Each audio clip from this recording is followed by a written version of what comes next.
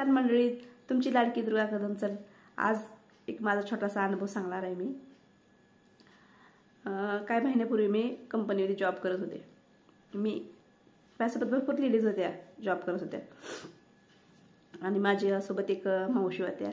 म्हणजे तिथंच अगोदर भेटल्या, तिथंच माझी भेट झाली त्यांची आणि माझी कंपनीमध्येच भेट झाली. मग तिथं केल्यावर त्या मला असं कळलं की त्या एकट्याच जेवतात, एकट्याच थांबतात, एकट्याच बसतात, जास्त करून सगळ्यात मिक्स होत नाहीत वगैरे. कारण त्या एकदम भोळसर होत्या, गरीब भोळसर स्वभावाच्या अशा. दुसऱ्या बाकी लेडीज होते ते मिसळत नव्हते त्यांच्याकडे, जात कशाला जातील त्यांच्याकडे. ह्या तरुण त्या थोड्याशा म्हाताऱ्या होत्या, मग ह्या काय जातच नसतं त्यांच्याकडे गप्पा मारायला किंवा बोलायला किंवा काय जेवायचाला किंवा जेवायला आमच्याकडे असं काहीच बोलत नसायचं. मग त्या एकट्याच बसून जेवायच्या वगैरे. मग मी ज्यापासून चालले मी त्यांना जॉईन झाले. मग मावशी या की तर तुम्ही पण जेवाय बसा असं म्हणायची मी. तर नको ग बाई जेवते इथंच बसून. मग मी त्यांना जवळ हळूहळू मी त्यांना आमच्यासोबत घेतलं जेवायला की आमच्यासोबत जेवण बसा. त्यात काय तेव्हा तिथं बसण्यापेक्षा इथं जेवाय बसायचं सगळ्यासोबत. थोडंसं 4 घास जास्त जेवतो माणूस असं मी सॉरी सांगायला लागले त्यांना. मग त्यांनी यायला लागले आणि सगळं जेवायला. मग आमच्या दोघी चांगली मैत्री झाली. मला वाटलं चला आपल्या ह्या खऱ्या आयुष्यामध्ये आपल्याला मावशी नाही आहे तर अशी तर मावशी भेटली आपल्याला असं. म्हणून आम्ही दोघीजणी बोलायला लागलो वगैरे. रोज सांगायचे त्यांना. सगळ्यांना लेडीजला कंटाळा आला त्यांच्या बोलणं ऐकून सारखं दुःखाच्या गोष्टी काय सारखं लढत असते, सारखं दुःखातच असते असं सगळ्यांनी म्हणत होत्या. म्हणून हिचं काय ऐकायचं असं म्हणून ऐकत नसायच्या.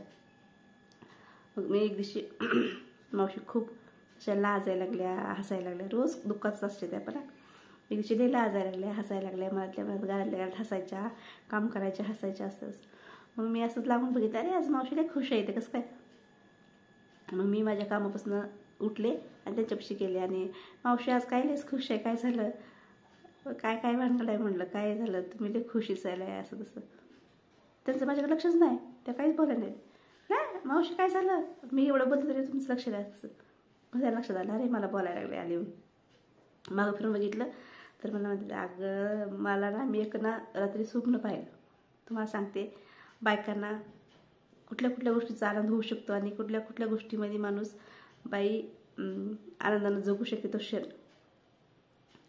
म्हणले मला रात्री एक स्वप्न पडलं, त्या मावशी म्हणल्या मला.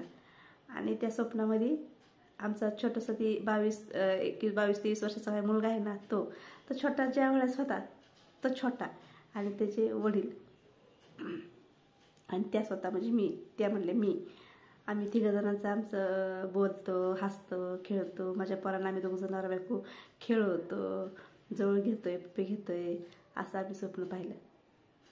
आणि खूप अख्ख्या रात्रभर मला ते स्वप्न पडत होतं की आम्ही नवरा आमच्या बाळाला घेतोय, पप्पे घेतोय, खेळवतोय, झोकवतोय, हसत तसं. म्हणजे एक आमचा संसार सोन्याचा कसा होता पहिला तसाच सेम आम्हाला दिसला. आणि त्याची मिस्टर होती त्यामध्ये खूप दुःखी असायच्या ना. आणि स्वप्नामध्ये त्यांनी ते संसार पाहिला सुखी. आपला नवरा पण सोबत आहे, बाळ पण सोबत आहे आणि आम्ही एकदम खुश सुखी आनंदी असं त्यांना स्वप्न पडलं. त्याच्यामुळे त्या आधी असं खुशीतच होत्या.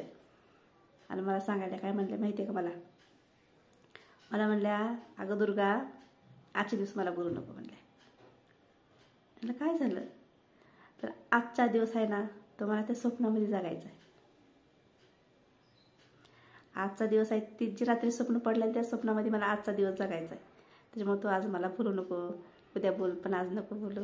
कारण मी आज खूप खुश आहे, मी त्या स्वप्नामध्ये रंगले, ती स्वप्न आठवते आणि ती स्वप्न जगते आज दिवसभर.